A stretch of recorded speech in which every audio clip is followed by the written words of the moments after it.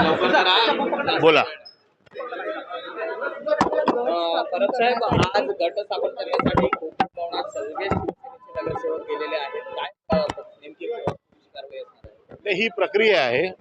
नगरसेवक निवडून आल्यानंतर पक्षाचा गट स्थापन करावा लागतो आणि तो कोकण आयुक्तांकडे करावा लागतो. तिथे स्वतः वैयक्तिक जाऊन एक ॲफिडेविट द्यावं लागतं आणि काही कागदपत्र सबमिट करावी लागतात.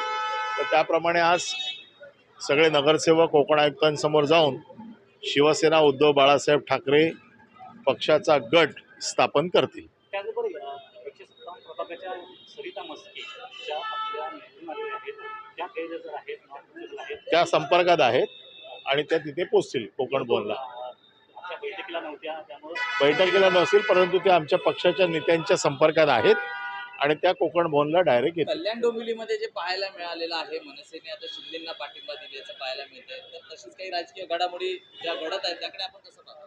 नाही, मी कसंच पाहत नाही. त्याचं कारण असं आहे की आता जसं जसं ह्या सगळा प्रोसेस पुढे जाईल त्या वेळेला पक्ष आपापले निर्णय घेतील.